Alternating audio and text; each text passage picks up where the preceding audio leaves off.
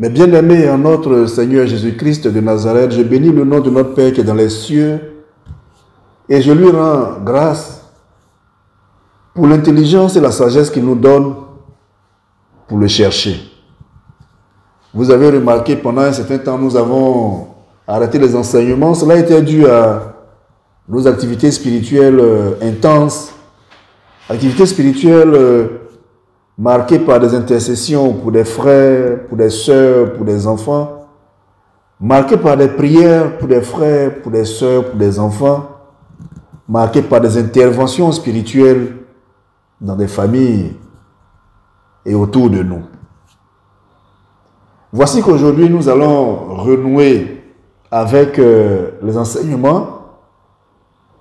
Et vous le connaissez, vous le savez très bien, dans la tradition de la Renaissance éveil spirituel, nous avons les sermons du dimanche et nous avons les exhortations du samedi.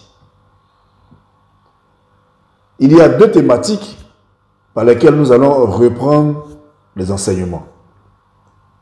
Ces deux thématiques sont liées à deux sujets essentiels, deux sujets très importants de la Bible.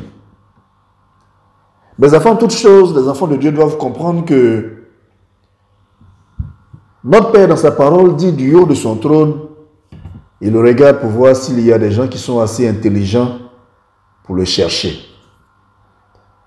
De la même manière, pendant ces échanges avec la Samaritaine, notre Seigneur Jésus-Christ de Nazareth dit à la Samaritaine, il lui dit, « Femme, l'heure vient et elle est déjà venue où les vrais adorateurs adoreront mon Père en esprit et en vérité. Car ce sont là les adorateurs que mon Père demande. » Mais bien aimé en notre Seigneur Jésus-Christ de Nazareth, lorsque on fait le point de ces deux paroles fortes de la Bible, on se rend compte d'une chose très évidente. Dieu cherche des gens qui sont assez intelligents pour le chercher. Mais comment peut-on chercher Dieu si on n'a pas de connaissance? L'homme intelligent, c'est celui qui cherche, qui se renseigne, qui pose des questions, qui trouve des réponses à ces questions en se cultivant, en s'informant et en se formant. L'homme intelligent, c'est celui qui se sert de l'exercice de la pratique de la parole de Dieu pour connaître son Dieu et pouvoir marcher avec lui comme il faut en respectant les règles de notre Dieu. L'homme qui cherche Dieu dans la vérité, c'est celui qui s'informe également. Et en s'informant, il sait faire la part des choses. Il sépare le bon grain de l'ivraie. Il sait où se trouve la vérité dans la parole de Dieu. Et cela le rend fort. Et Christ dit que c'est celui-là que Dieu cherche. Mais bien aimé en notre Seigneur Jésus-Christ de Nazareth, vous avez donc compris que si vous voulez marcher avec Dieu, vous devez être intelligent et vous devez rechercher la vérité. Mais ces deux qualités ne s'obtiennent que par la connaissance. La connaissance des choses d'en bas, la connaissance des choses d'en haut, la connaissance des choses visibles, la connaissance des choses invisibles, la connaissance des choses terrestres, la connaissance des choses célestes, la connaissance des choses matérielles, la connaissance des choses immatérielles. Parce que vous le savez très bien, je vous l'ai déjà dit à plusieurs reprises, certaines lois sont spirituelles et d'autres lois sont matérielles. Si quelqu'un s'arrête devant un véhicule qui vient à vive allure, le véhicule va le cogner, broyer tous ses os et il va mourir. Ça, c'est une loi matérielle. Il faut donc le savoir. Mais à côté de cela, si un sorcier vient persécuter quelqu'un la nuit, dans son songe, et qu'il doit se défendre, ça c'est une loi spirituelle. Pour mieux servir notre Dieu, nous devons avoir la connaissance. Et la connaissance, on ne peut l'avoir que par les enseignements. C'est cela que nous, à la Renaissance, nous avons privilégié les enseignements pour édifier les enfants de Dieu, afin que vous ayez la force et les arguments pour vous défendre devant le diable. Rappelez-vous que lorsque le Christ devait faire son baptême et que Satan est venu le tenter, c'est par la connaissance de la parole que Satan l'a tenté. Satan lui citait des versets de la parole de Dieu. Et le Christ s'est défendu en lui citant, à contrario, d'autres versets de la parole de Dieu. C'était donc un combat au niveau de la connaissance spirituelle. C'est pour cela que nous vous donnons ces enseignements. Et nous espérons que vous allez les écouter avec attention, pouvoir les mettre en pratique. Deux sujets vont retenir notre attention pour reprendre, pour redémarrer les enseignements. Le premier sujet est le suivant. Ce sont des questions qu'on s'est posées et pour lesquelles notre Père nous a fait la grâce de nous donner des réponses que nous allons partager avec vous. Le premier sujet donc est le suivant. Notre Seigneur Jésus-Christ de Nazareth est né, il est de Nazareth bien entendu. Certains disent qu'il est né à Nazareth. Il y en a qui disent qu'il est né à Bethléem, il a parcouru le monde, mais il s'est installé à Capharnaüm. Alors la question c'est pourquoi il va s'installer à Capharnaüm et pas à Nazareth, pas à Jérusalem. Qu'est-ce que cette ville avait de spécial? Il y a des versions de la Bible où on dit Capernaum, mais de façon générale, les exégètes s'accordent pour dire que la ville c'est Capharnaüm. Nous allons donc nous interroger sur les mystères de la ville de Capharnaüm, ce qui a justifié que le Christ s'établisse dans cette ville et qu'il fasse presque tout son ministère. Pourquoi s'est-il établi à Capharnaüm? Qu'est-ce qu'elle avait de spécial cette ville? Cet enseignement vous sera donné le dimanche 6 février à 17 h dans les sermons du dimanche. La deuxième chose, la deuxième question que nous nous sommes posée, c'est pourquoi Saint Pierre a été désigné comme successeur du Christ pour reprendre le flambeau.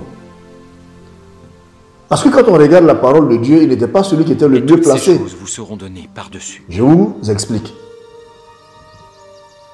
Lorsque Christ doit mourir, ne crains point. Il en parle avec ses apôtres.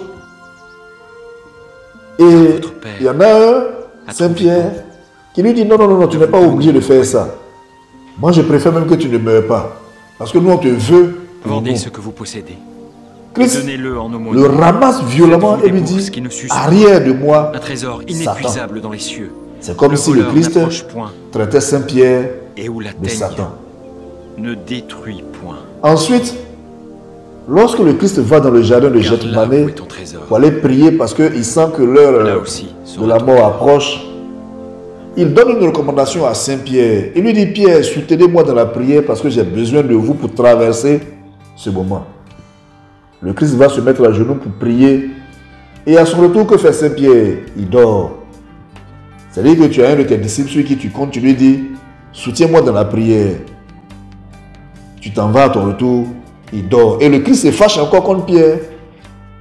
Et il lui dit, je vous ai demandé de me soutenir juste quelque temps. Vous n'avez pas été capable de me soutenir. Et quand vous regardez la remarque du Christ, c'était comme s'il voulait dire, spécialement toi, Saint-Pierre, celui qui je comptais, tu m'as encore abandonné, tu es en train de dormir. Ça fait deux. La troisième chose, lorsque le mystère de la mort du Christ se met en place et que les soldats viennent pour l'arrêter dans le jardin, Saint-Pierre tire une épée et il s'en va se battre. Là encore, le Christ le rabroue en lui disant, non, non, je ne t'ai jamais demandé de prendre une épée pour te battre pour moi. Parce que celui qui combat par l'épée périra par l'épée. C'était une façon pour le Christ de rappeler Saint-Pierre alors pour lui dire, mais l'enseignement que je te donne est spirituel, ça n'a rien à voir avec le matériel. C'est une loi spirituelle et non une loi matérielle. Le combat qu'on a à faire est spirituel et non matériel. Donc là encore, on a l'impression que Saint-Pierre n'a rien compris. Amenez les témoins. La dernière goutte qui va faire déborder le vase, c'est que Saint-Pierre tape sa poitrine et il dit au Christ, si tu dois aller mourir sur la croix, Seigneur, je ne vais pas t'abandonner, je serai toujours avec toi. Christ lui dit, non, tu vas m'abandonner. Avant le chant du coq même là, tu vas m'abandonner. Et la chose se passe ainsi. Saint-Pierre a trahi le Christ. Il a renié le Christ. À côté de Saint-Pierre, nous avons un autre que la parole de Dieu nous présente comme étant celui que le Christ aimait le plus. C'était Jean. Pendant que le Christ est sur la croix et qu'il va mourir, il dit à Jean, il dit à sa mère d'abord, femme, voilà ton fils. C'était une façon de dire à sa mère, c'est vrai, moi je m'en vais, mais ne pleure pas parce que je te donne un autre fils qui va me remplacer valablement dans ton cœur. Donc il confie Jean à sa mère comme étant celui qui doit le remplacer dans le cœur de sa mère et dans l'affection de sa mère. Et il dit à Jean, fils, voilà ta mère. C'était une façon de dire à Jean, je m'en vais mais ne t'inquiète pas parce que je t'aime, je te confie à une personne par qui mon Père est passé pour me faire venir sur terre. Une personne qui détient l'amour de Dieu. Une personne qui a emmagasiné la gloire de Dieu. Je te confie à cette personne parce que je t'aime. Mais bien aimé en notre Seigneur Jésus-Christ de Nazareth, quand on regarde bien ces deux situations, pas de quoi tu parles. La personne qui était la mieux indiquée pour reprendre le flambeau après la mort du Christ, cet homme était avec Jésus de Nazareth. À votre avis, c'était qui? Bien entendu, ça devait être Saint Jean. Et pourtant, c'est à Saint Pierre qui a commis tellement d'erreurs que le Christ va donner mandat pour reprendre son œuvre. Et c'est ce Saint Pierre-là qui va devenir la cheville ouvrière de l'expansion de la parole de Dieu dans le monde. C'est par lui que Christ va répandre son ministère dans le monde. Pourquoi? Pourquoi Saint-Pierre? Pourquoi Saint-Pierre et pas Jean? Voici donc la deuxième problématique sur laquelle nous allons échanger. Et cet enseignement, nous allons vous le donner le dimanche 13 février 2022. Voici donc, mes bien-aimés, en notre Seigneur Jésus-Christ de Nazareth, le programme des enseignements à venir. Bien entendu, il y a encore d'autres enseignements, mais on ne va pas vous les annoncer. Je vous exhorte donc à être disposé à écouter ces enseignements et à fortifier votre âme afin que vos esprits s'élèvent vers le Père. Car notre Dieu que nous adorons, ne l'oubliez jamais, est un Dieu fidèle et toujours vainqueur. Mais il ne se met que du côté de ceux qui l'écoutent, et ceux qui l'écoutent sont ceux qui connaissent sa parole. Disposez-vous donc à écouter ces enseignements et surtout ne les gardez pas pour vous, partagez les enseignements avec vos proches afin que eux aussi ils puissent être sauvés. Car le plus grand amour qu'on peut manifester pour Dieu, c'est de partager avec les autres ce que nous avons de plus cher.